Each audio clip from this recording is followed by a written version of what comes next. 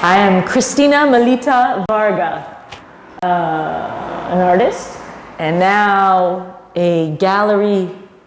I don't know, I'm not owning it, I'm renting it. A gallery renter, a gallery proprietor. I have a gallery in Woodstock. Very nice one. And I just had my first official day of openness yesterday. It was very, very fun. It was just an all-day thing. Fairly well attended. Very, very spoken of. You know, Paul's party last night, everybody was like, oh yeah, I heard about the gallery, didn't go to the show, coming. And look you can always see people walking by. And they look and they're too afraid to come in. I don't know why. They just don't come in sometimes. They just wander by wondering what's going on. And I'm allowed to stay open late. Late as the movie lets out, which is very exciting because that's a whole slew of people that come in just to watch these movies. And they're not playing Batman, you know what I'm saying? They're playing the artsy flicks. So hopefully those people will be very interested in artwork. That is who I am. I am that person. Oh, goodness. What about that piece you're swinging on? Oh, this is Darren Selby. This is hemp rope art. Darren brought this over yesterday. And we had gotten into a small argument the night before where I explained to him that I had an issue with hanging something like this in my gallery because, you know, what if somebody breaks their neck? You know, what if it flies out of here? The screw doesn't hold it up. He had some screws. They were 190 pounds. And I was like, 190 pounds? Listen, there are a lot of people that weigh more than 190 pounds. If you put that into my, whatever the hell this is, archway, but it's not an arch, squareway. If you put that in there and hang it off of there and somebody sits in it and they fall and they hurt themselves, and I do not have insurance or am not like, whatever, you know, I sued, lawsuit, so we got into a fight, the point is. But I do have insurance, or at least I am getting it. I have to get a large policy, but he makes these. Darren Selby, hemp rope, bicycle tire. He made this. This is kind of cool. I'm going to end up sitting in this now because it's impossible to get out of once you get in it. He made this to sit in the lotus position, and it's just like perpetually moving. It's very cool. $200, which is, I think, a very reasonable price for something like this. There's a little box thing at the top. I put one of the flyers for the show in it. All of it is hemp rope, so it's really strong. He orders it by the roll from Romania. And I told him, I said, Darren, you really need to make these more artworky, because even if they're really beautiful and artworky, they, and it's a very distinct voice he has, they need to be made, you need to put something on them to explain to people that though it is a functional piece, it is also a creative masterpiece, like an artwork. So I told him to put beads on them. You got all these glass beads on them now, and I think it really dresses them up. It's a good, solid piece of construction in a way that you wouldn't expect. Look at how it spins. Oh my God, I get really dizzy. But nice, solid piece of, whoa, I gotta stop for a minute. This is a solid piece of work. Oh, I gotta get out. I just swung myself to death. Woo! And it's adjustable. All this is like excess, or, I mean, he was trying to hang it up like this and make it like really big, but it didn't work because our archway's not that tall. He learned, I was there when he learned how to do this. All he did was check a book out of the library on how to make hammocks and knots. And he started making stuff, like all the hammocks and the knots. He started making this. First thing he did was made a hammock. I sold his first hammock. I sold it for $150 to a friend of mine. I was like, this is a serious hammock. Because, I mean, you see hammocks.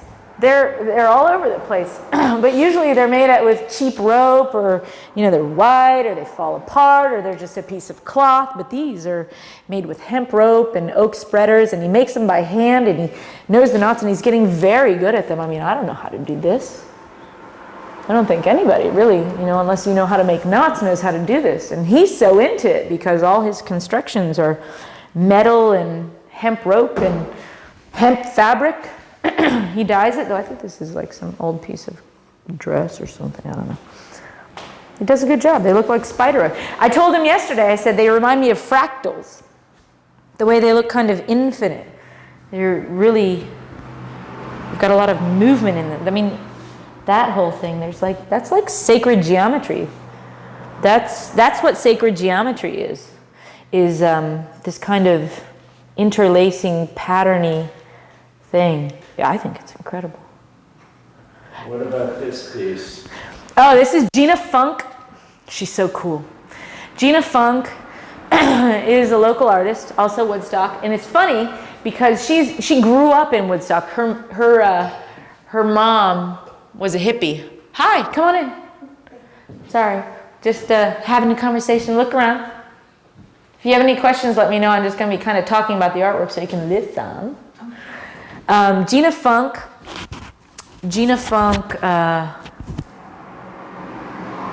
made these two paintings separately. And when I went to her place, she had somebody told her about this show that I was having, and I went to her place, and she had hundreds of paintings everywhere.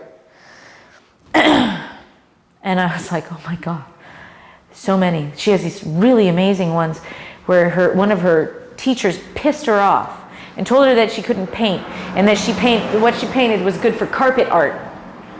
Horrible thing to say to an artist anyways. So Gina got pissed off, and she did this painting of hell. And it is so amazing. It just looks like hell. It's these rocks, like these caves, and from the caves there's all these fiery boulders, and they're all glowing separately. And she said Jesus and a dog are in there. I was like, oh my God, that's so cool. She goes, dog being God backwards. All right. But anyways, Gina showed me these. I went upstairs to see the work that was unframed, because she said she had some stuff in there that was not framed. It was not put on stretchers or anything. And I was like, well, let's go look. And we did. And, oh, there's Pansy. And she had she had a whole stack of paintings, and they were all tacked up on the wall. And she's flipping through them, and she's flipping them up and flipping them up. And there were like 3 on top of this. And then there was this, and then there was this black painting underneath, which really is, I can't imagine that it's a complete work. Maybe it is. I don't know. It's just black with some of that purpley stuff. Anyway, she had it on top. I was like, that looks like a Polaroid. It looks like a Polaroid. It's very Polaroid. And it's something about the squinty eyes. It looks like Disney World.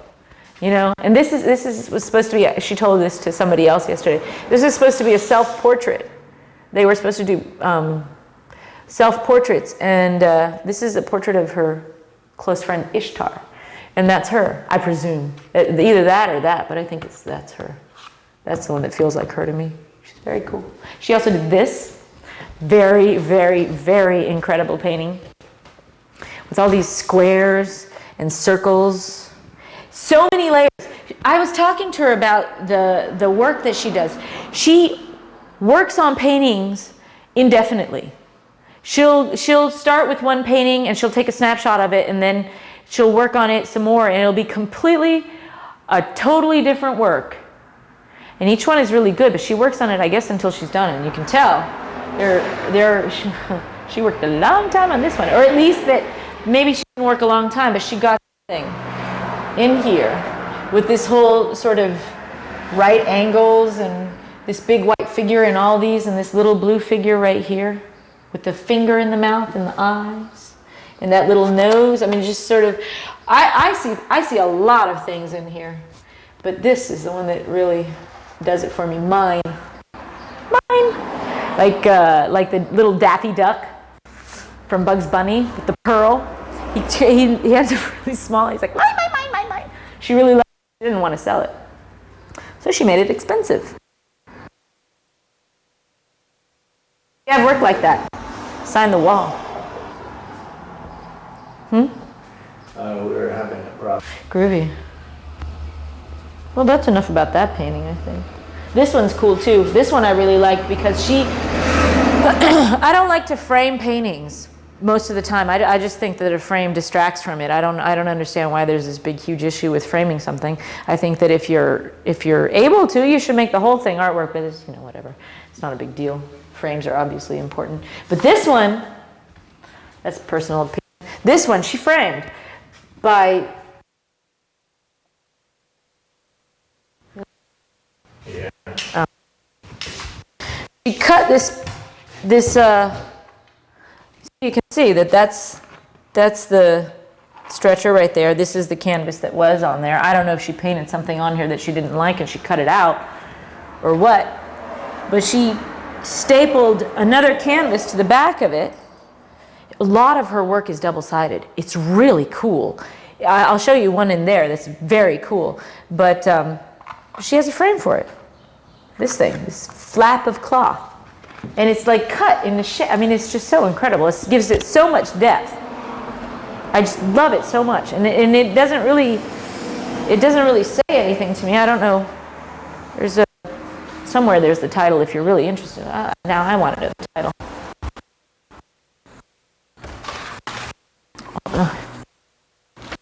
Priceless. The title.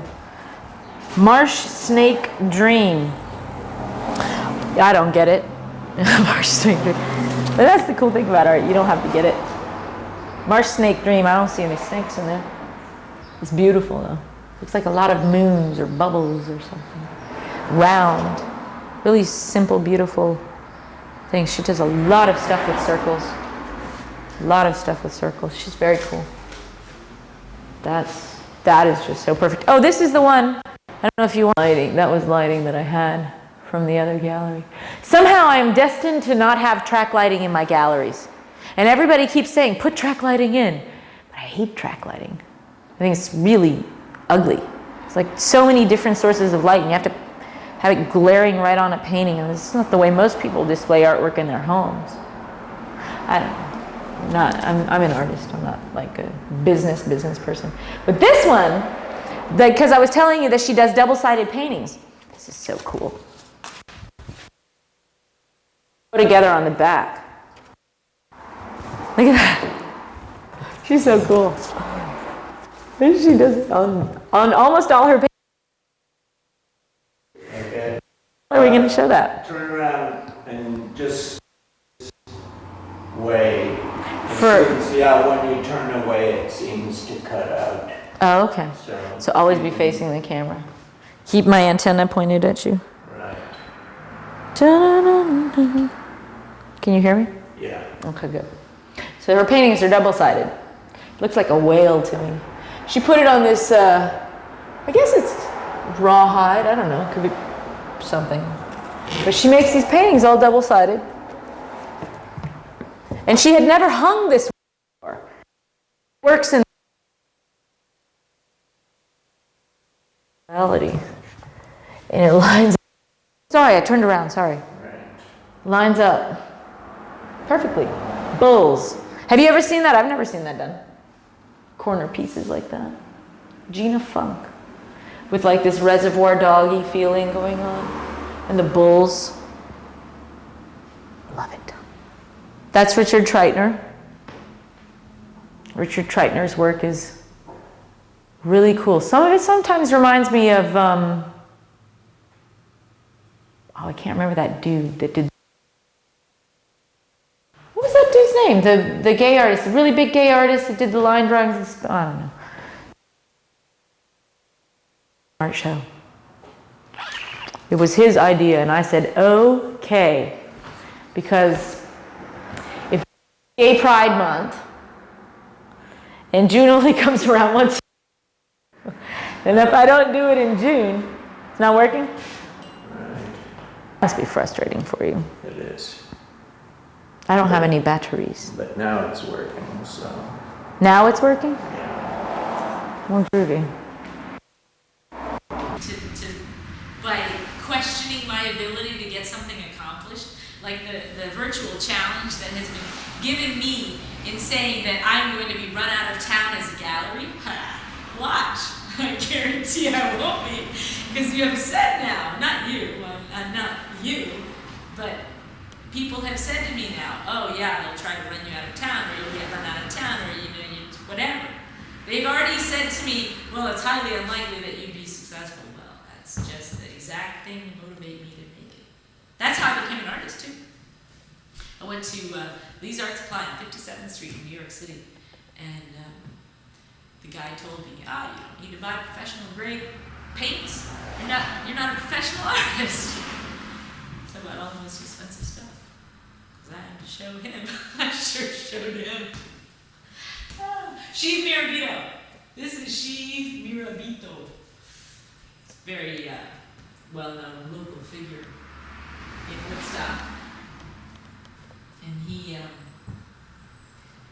does this sort of collage stuff, really cool collage stuff. This one I actually helped him title. I said, what is this? He goes, it's a picture of a sheep farting in Henny Youngman's face. I was like, wow, that's a good title. We called it a sheep farting in Henny Youngman's face. It's fabulous. I mean, it's just, what the hell it means to him, I don't know, like why he puts all this stuff in here. I mean, Henny Youngman, that's cool, and the sheep, that's cool, and whatever that is. He's got some that I can understand more. This one's my personal favorite. That's Frida Kahlo. I don't know who that is, he told me, and I don't know who that is. I think that might be Napoleon. But it's just very iconographic, especially the way he cut her out. Very iconographic. The things icons. All sorts of stuff, though. I think these are just photocopies. Like, the repetition that he gets, there's something that he does with the repetition that I really like. I mean, 2 Johnny Walkers, that's kind of pay your taxes. That's political humor. That's funny to me. And these Buddhas, all this stuff. He goes to Kathmandu or Nepal or wherever he goes for 3 months out of the year, every year. And he does publishing. And he ships back the books. I assume that's what he's shipping back in these things. And these are the box crates that he has. And then obviously, collage artists, who knows where they find their stuff, but India, it's written in Sanskrit. And he uses it. He doesn't read Sanskrit, he doesn't know what it says, but I think it's just almost the whole way that language is art. Language is a method of communicating something in a written. It's like words that stay. Where did I read? Oh, there was something that had that, words that stay. There's like a movie or something. Taught her the words that stay. Oh, it was from The Dark Crystal. When the little dude, the chick knew how to read, or the dude knew how to read. Little whatever it is, Sketsy, how goes with that? Sanskrit. And repetition. And really weird shit. Like that up there, I don't know if you can see that, but that's a guy. This is a form of yoga. This is a real thing. That painting up there, the guy kind of cocked to the side, which is so funny, is they have this yoga that's around the penis. There's like, it's called some sort of yoga, I don't know what it is, but that guy's got his dick folded onto a piece of stick and he's twisting it. And that's his yoga. He does it for hours a day. It's crazy. This one here is a picture of this guy with his penis twisted around a stick and he's holding it in the back and this dude's standing on top of him. What kind of crazy shit is that? That's what, yogis. That's some hardcore yogi stuff. This is, oh God, let me remember. Burroughs, I mean, maybe that's Burroughs, Kerouac, and what were the 3 friends? Burroughs, Kerouac, and another famous writer who I love and I can't remember the name of. Whatever. Things like that I think are really cool. This is Frankenfurter from Rocky Horror Picture Show. Kitty Puzzle. It's cool. I think it's really beautiful. And the composition which is more my work than his work, but the composition, the way this whole thing goes together, I think is really incredible. And while his pieces are only like $100 to $500 each, the whole thing, like this, is only $6,800. That's not, I mean, that's a large body of like somebody's really amazing, beautiful work. That's not outrageous and really interesting to look at. And you can look at it for you can look at this for probably years and never see everything that's in here. I mean, you can get psycho about it and like learn say it's written read everything. This is another Frida Kahlo piece. This is, I don't know if you saw the movie Frida. Salma Hayek did. Salma Hayek played Frida, and they showed, this is that family portrait where Frida comes in a man's suit. I would say comes in drag, but I don't know. Her mother was rather manly. All the women in the family were rather manly, as a matter of fact. But there she is with a big penis, resting on top of whoever that little dude is. I think there's much more. That's Frida Kahlo. Frida Kahlo. And he also loves Allen Ginsberg, whom I do not know much about. Another artist that is showing stuff is Tet. Tet is a local guy, he did these. And actually, Tet's never displayed his artwork, and he was telling me that he was nervous. And that he was telling me that these were devotional pieces and that he felt, he was having some problem with selling them or putting a price on them or, because he makes them as sacred art. And I convinced him, I think, maybe I didn't, that once you make something like this, it's really your obligation to release it into the world, because if you hold on to it, what use is that? I mean, that's a devotional piece for you. What are you massaging your ego with your devotional pieces? This something like this should go to somebody else. And this is kind of interesting. It's got I don't think that's a menorah. A menorah has more than 5 of those things. But religion is the determinant of social behavior. He's got this whole Egyptian thing, goddess Ishtar, or it was Ishtar. So I don't know. There's Isis, Osiris, something. All of those gods. This is really interesting to me. They got Islam in there with the crescent and the star. Chinese stuff. Life and worship, holy days, festivals, religion and society. It's just interesting to me, this whole boxed thing. And these wires, I mean, what would make somebody do that? Put wires across the strings, vessels, a crystal. Beautiful. That up there is more Richard Trainer. Richard had his days as a model. So he did some work with his photographs. I think this one is the one that I like the most, I think. If I had to say, I would pick something. I mean, that's just a little obvious for me. But this, the whole expression that is on his face, I think is very cool. It's like kind of like a sort of thing. Interesting. It's interesting. Photographs are very cool. They capture moments in a way that a painting really cannot, because you have like the whole thing. This is another photographer that I have here, Tamar Haviv. And she's really cool. That's Richard's work. This is Tamar's. We did this whole thing again with like doing composition of the work, like putting it together in a certain way. It was rather hard. See, that's the thing, is that I'm not displaying this work as a gallery would normally. Like I'm not that, I mean, that's not, I don't understand galleries really. In general, I find galleries a little bit hard to digest as somebody that's going to them and seeing things. It's just kind of like you walk from painting to painting and look at it and judge it or whatever it is that you do with painting, and then walk to the next one. And it's kind of really staccato from piece to piece. It's really staccato. Oh, look, here comes Darren. Hi, Darren. Hi, you're right in the middle of something I see. Yes, I am. All right, well, I'll come on back. Okay, well, you're more than welcome to come in if you like. Oh, really? I mean, I don't mind. Well, yeah, that's fine. Storm, okay. Yeah, I mean, just put your box down and maybe Okay, your well, stuff. this is some backyard specials here. Oh, okay. Thanks. Yeah, just Yeah. put that down right there. Darren's very generous. Darren is the maker of this fine piece of furniture. Glenn and I have been discussing. Oh, really? Yeah, we already talked Oh. about this. It's currently. But I was telling him that this is what you have on display here right now. And that we're going to be, I don't know if I mentioned, I was talking to another woman that works at the coffee gallery today.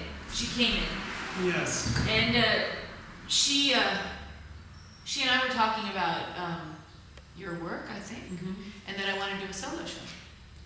Wow. Well, I bet you knew that already. No, I better get busy. No, you just have to make your next skedaddle hopper and do Absolutely. get some of those artworks in a displayable state, and that's all. Well, I get You together got with it Pierre done. tomorrow. Oh, That's really, a to big do the momentous occasion to bend all the pipe and start welding it together. So he's finally got. But you have to remember to make it something that can fit in here that you can take apart. Yes, well, that's definitely the main focus on this next skedaddle hopper. Is Is that that it people can can take take it it apart and assemble it in their comfort of their living room. Well, that's what I'm saying. That's what I'm saying is that you have to make sure that you have to make it accessible. Oh, I've been swinging around on this all day. Oh, yeah? I've been testing the heft. Well, now's the time for me to come in here, and I might have to offer a service that when I sell one of these, that I come in and I tighten it up after people play on it for about a week. I come back in and get it all tuned up, and then it's ready to go for good. Well, that's what I'm saying. Yeah. You fix it up all Yeah, day. that's right. So I'll come back and do that. Maybe not right now. No. Well, you can if you want. I mean, oh, look at, I don't want to fall. Yeah, that's right. Tighten Okay, I'll definitely tighten this one up right now. But see, you know, to have this straight. But do you, This needs to be this. oh, you want that straight? I was thinking like, yeah. Well, then you should do something, because it's So- not straight right now. But the thing is that it does give it a back. You see, you get the back. Uh-huh. And if you have it straight, look, raise it Yeah. up. If you have it straight, then you're again bouncing around in the middle. But I don't think, well, people have been saying that it could be higher. Yeah, so if it was like that. Yeah, maybe. And Because you know why? Because it's too much, it's like you're sitting down on the ground. But you're not sitting on the ground, so when you get up, you have to also battle the swing of, because if you're getting up off the ground, at least it's solid, not moving around. But if you're trying to get up out of this and it's so close to the ground and you have nothing to sort of leverage yourself against, so you need to raise it up. just a hair. I love it though. Thank you very much. It's very cool. encouraging. I have a feeling that we'll sell a lot of them. Well, you know, it's just like I just have to make them in the comfort of my unfinished cottage over there. Well, whatever you gotta do, man, just make them. No, I mean seriously. Don't kill yourself making them. But I mean, this is what you Evenings, do. I think this is what really makes me feel good is to make these. Well, don't make them all the same though. I think. I mean, make a couple of them like this, but you. I mean, it's distinct enough. Your voice is distinct enough in doing this that I don't think that you have to make everything like. You can have each thing that you make should be a prototype that can be made over and over again. You know how to make it, but just make lots of stuff so that people have a choice. I think it's like I wouldn't paint the same painting over and over again. There's no sense in just because it sells, I'm going to paint another painting just like that because it's sold. That's not. I mean, make new ones, make different ones, because you'll just keep learning stuff. This is, to me, something that's so much more intricate than a hammock. And you learned how to do this because you knew how to do hammocks, or because you knew how to do the dream catchers, or something. Whatever. You're bringing both of those things together. Yeah. Well, as my motto these days is build it and they'll come. That's right. That's what I'm saying. But now we got to make room to roll them down the road and hang them from the ceiling. All right, Darren. We're not going to get in the whole widening of the road thing. No. That's not what this is about. And another thing. No. Stopping there. But it's cool how I got you. Hey, you're good. You're Sagittarius. She's good for me. Oh, God. There's another thing. Anyway, so Darren happening to come by. Cool. Very cool. And giving the free adjustment. Yes. It's the old Taoist thing to untie the knots. And the time again. Better. More better. More better blues. Oh, wow. Yeah, something kind of like that. Alright. Yeah, it does look better. Mhm. It has less of a saggy thing going on. And then I might even take it up a little bit more. Just don't move that way. Okay. Because then you're gonna end up like leaning and like looking up at the ceiling. It's really cool because you can sit in it Uh-huh. and you can just like rotate and look at all the different paintings. I came in here last night. That when you were over here, I came in, or when you came over, I was just like, I saw you. You were I out was- for the count. I was actually I felt a little guilty that I woke her up. She was in this. No, I wasn't. I was looking around. I was Really? swinging around, looking Oh. around at the paintings. I wasn't asleep. I was just chilling, looking around, going, wow. This is really happening to me. Well, no, not even that, but that I pulled it all together. That Yes. all these different people collaborated in order to get something like this together within a week. 1 week. Within 1 week. Within a few days. Within a few days, because I had to rip up the subfloor in this place. I had to paint every wall white 2 times because the gray that was underneath it, there was no way this is a one coat. Paint the ceiling, wash the floor. This glue and this tar paper keep coming up, and the original floor is still somewhere underneath that because that's plywood. But anyways, and You getting go, all this girl. artwork up. Go girl. Getting all this artwork up, and it's so cool because these are 6 local Woodstock artists Yes. that I somehow got in touch with, or that they got in touch with me, and they're all here. And this is like really, really Woodstock. I mean, Richard's been here for 3 years. Gina Funk, she grew up here. I mean, her parents are hippies. Her middle name is Claire Luna Leilani or something like that, you know? It's like a Native American thing. She said I don't know. they were tripping. Oh. That's how she got it. Hey, that'll work too, you know? Well, that's how it did work. But that's real Woodstock. I mean, that's somebody that grew up in Woodstock. Mm-hmm. Tet, the people that come here are really interesting. The people that make their way to Woodstock and stay, like somehow can't be driven away or don't leave. Well, Woodstock turns into Woodstuck. Well, it did for me, but it was a blessing in disguise because I was so. Well, what's wrong with being nomadic. stuck in a It's place? not. Yeah, there's nothing It's wrong actually- with putting roots down. It was good for me because it kept me still enough because I couldn't go anywhere really. I was used to the Southwest wide shoulders on the roads where I could build some. I human-powered- told you we're not getting into the roads. You're not going to start discussing roads. Okay, well, I'll try to keep that out of it, but it's just so intertwined with our life, is it? Or is it You not? stop. Stop now. No. Darren has a very specific belief and statement to say about the width of the roads, and that life goes too fast and that cars are too fast and everything's too fast. And you are right. But Or you just know, make room for something a little bit slower, that's all. okay, but Darren. Slow way down and have it all with you. So you don't have to go so fast back and forth to get it all. All right, And that's all I'll say about that. I do appreciate that vision of yours, which is why you will have a show here all by your lonesome. And then you will be able to talk about it all the livelong day. And Well, it's more fun to do it. Yes, but shh, we're talking about Amanda Morris. Amanda Morris is another photographer. She somehow found me. She got, I don't know, she probably saw my flyers. But she also contacted me. Or maybe, she didn't know anybody here. She saw my flyer. She saw my flyer and she called me up. She's a photographer that likes stars. And I don't know if she noticed it, but she's got a star here, the Texaco star. She's got a star right here. And so Gina and I, when we were hanging it, when we put it in this position, this like crucifix thing, because you obviously have this thing that's not got the white frame on it, and it becomes a portal, and it's a door, and there's a whole like thing that goes on with that whole, I don't know, it just naturally fell into a crucifix. But she took all these pictures in New Orleans. This is all New Orleans. New Orleans. However, Mardi Gras costumes, I don't know who the hell knows. Amazon. But it's cool. She does color photography. And her and Tamar that does the black and white photography, they got into an interesting conversation. And she actually, her work has motivated Tamar to say, I would like to do color photography.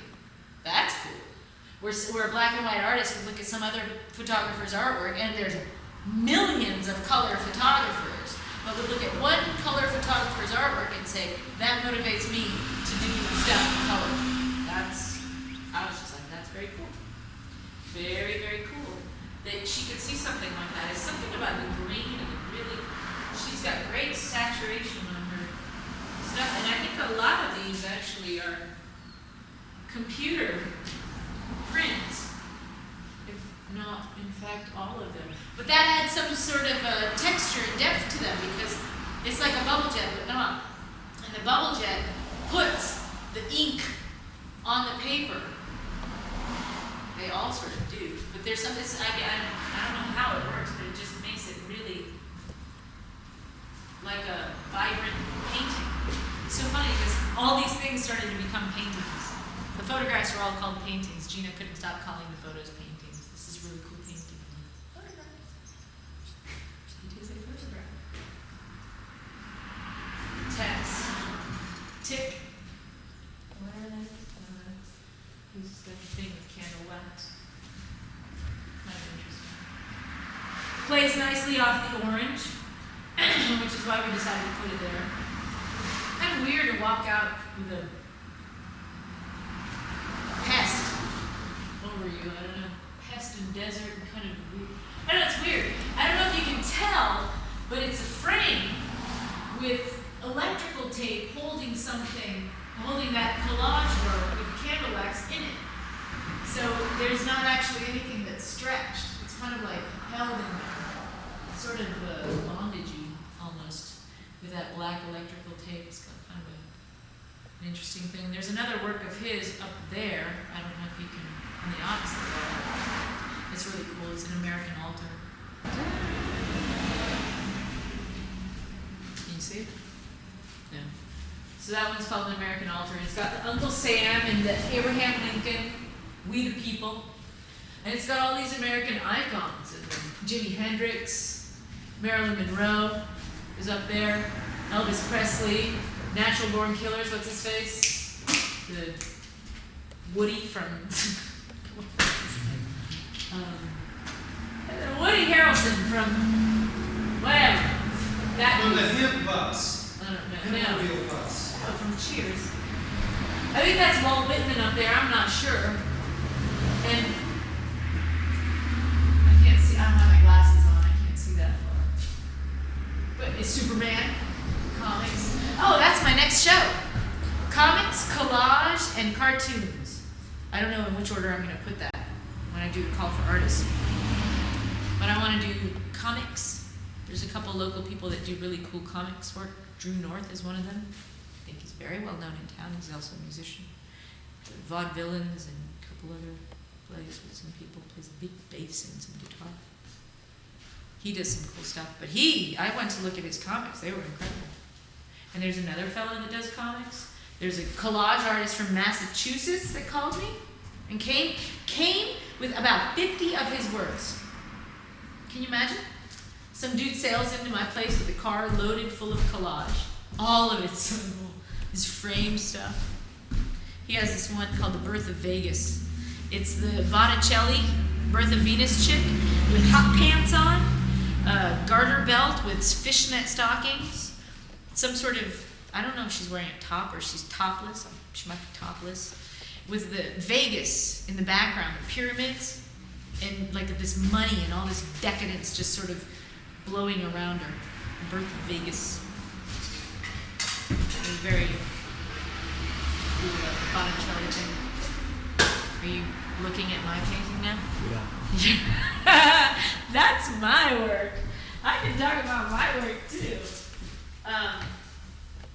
That is what made him talk about it. That one is a very Birth of Venus-y kind of thing, which I'm cool with because that sort of Botticelli body, that very curvy, beautiful woman's body is to me, what a woman is and what something that is beautiful and regarded as sexy is, and not this weird twig shit that's walking around in these magazines, completely intimidating any normal woman, or any woman at all, any woman, to be what a woman is supposed to be, which is something that is able to birth a child, a vessel that is able to give sustenance to something, not some like emaciated, thin thing walking around in stilettos and whatever. You want to be curvaceous. Well, it's not even about the curves. That's not about. It's about being healthy and Goes hand in hand. healthy and curvaceous. Go hand in hand. Sure do. Anyways, so that's my next one in this series. Is this? It's the woman that's clothed by the sun. A lot of people look at it and say, "Oh, it looks like the birth of Venus," which is just its incarnation right now. I mean, that's maybe like a day and a half worth of like sketchy work just to sort of lay it out. She's still a little big, but I think I'm going to let her be that big because the face is like really, really sort of very strong. I have to get the eye levels together. It's interesting. Buddha's not, but at least Jesus and her, they have to be about. I think he's going to end up being smaller. She's going to be very. This is going to be a really powerful painting, and I'm kind of right at the cusp of making it. I've had this desire and the notion and the idea of making this painting for a very long time now.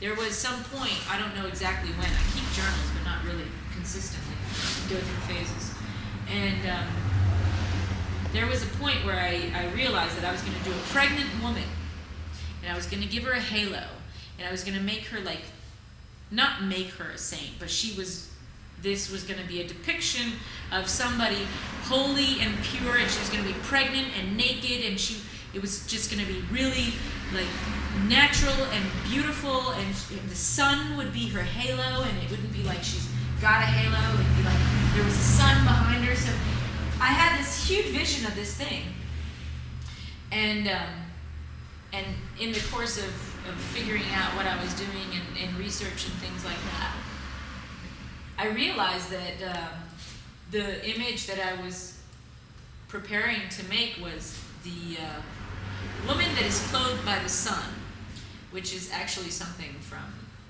Revelations, and it's also sometimes called the Virgin of the Apocalypse. And that I know from the glorious internet, where I do most of my scouting around for information or something. You know, if you need a piece of information, usually the internet is a good place to find a lot of lies and things like that as well, but pretty good on historical stuff and information, obviously. Anyhow, that's not important. I found out as I was looking into this sort of idea more and more, that the idea that I had already been depicted. The woman that's clothed by the sun is typically depicted with clothing on. There's never been a naked, pregnant icon made. So I think it's high time that we make a naked, pregnant woman icon. And so that's my next one. I kind of thought that I'd have to be pregnant at the time. Didn't happen, or at least hasn't yet. But that's the next one in this series. This one's going to be the one. This one will stand opposite Muhammad, Jesus, and Buddha, which are these three. I don't know if you can see. And instead of having a background, like this is the Prophet's mosque in Medina, and these are just structures that I picked out of my head. I don't know what this is. This is a pagoda. It's got 8 stories in it. Sort of the Eightfold Path, which is like the main thing in Buddhism. God, I learned so much about religion by doing this. I learned way too much about it. I know a lot, but I hardly know anything. Every single one of them, but they all have basically the same premise. Anyway, so this woman will balance them out. All mosaic in here, and every part that sort of represents the sun will be all this kind of mosaic. These are all hand-cut pieces of wood, because I'm completely crazy and I had time to do that. But all of this will be like that. So there won't be any paintings in the background. It'll just, the only thing that will be painted is her body. And her hands are going to be wrapped around her belly. so they're not gonna be off to the side. They sort of never made their way there in actuality. The daughter of a friend of mine helped me with the bottom half, which is why it looks a little scribbly. You can sort of see where the 4-year-old did it, where I did it.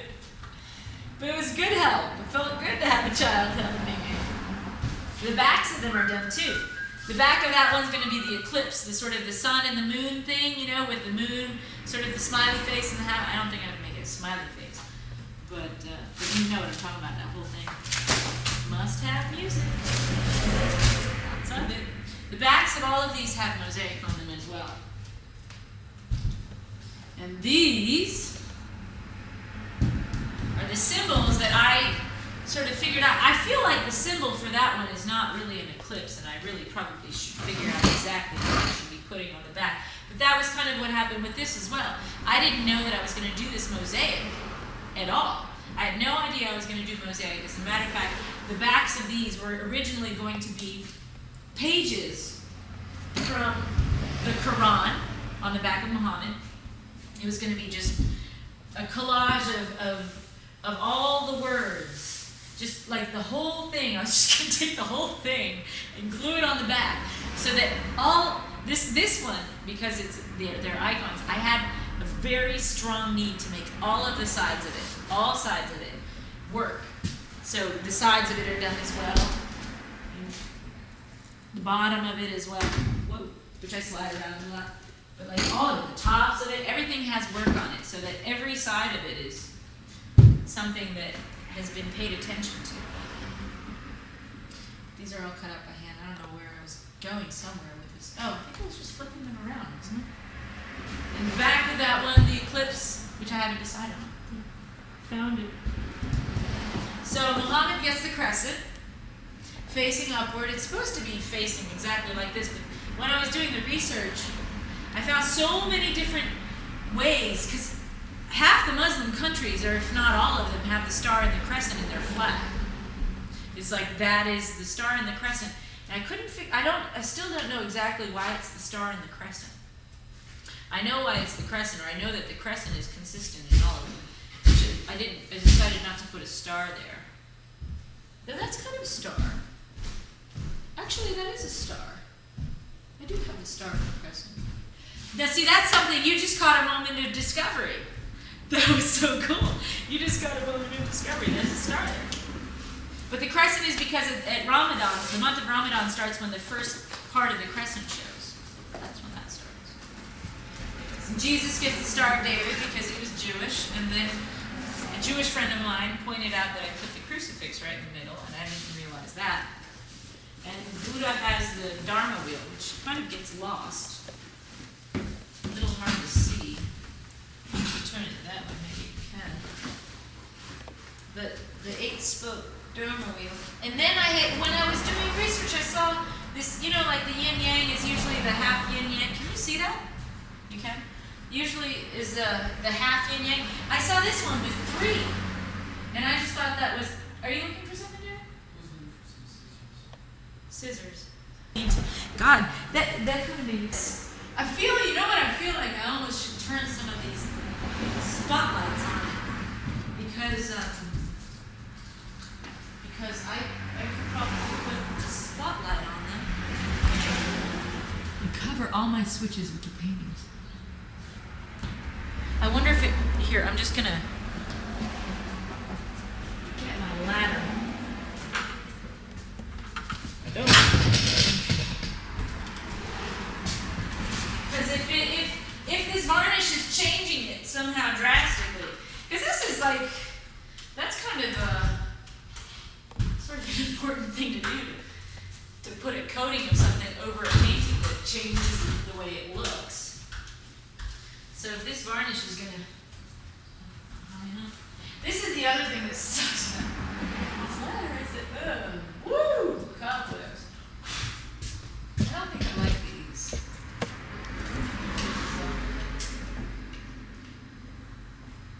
They seem like they should just come right on.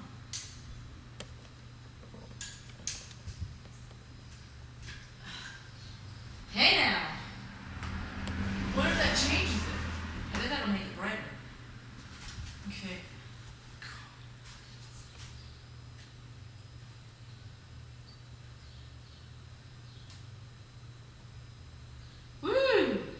See, but that's why I don't like spotlights.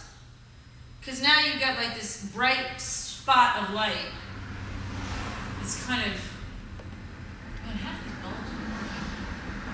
Kind of like really obnoxious.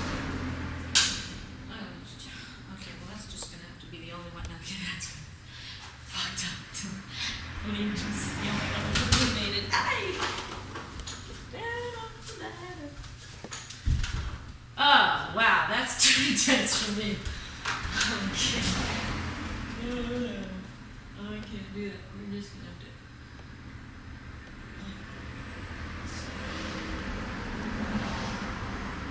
It's kind of cool if it's his hands and his face. What a weird slash of light. I don't know. This is why I don't like this stuff. Because it's really, I mean, why should one part of this painting be any more important than any other part of it? It's really nuisance. Drive me nuts back to this 500 times. Okay, so I want to varnish it. Really does make it shiny. That was all that.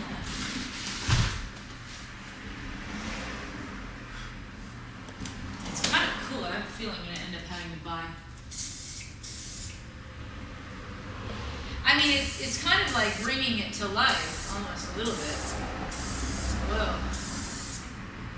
It's such a weird thing to do this. His face should be shiny.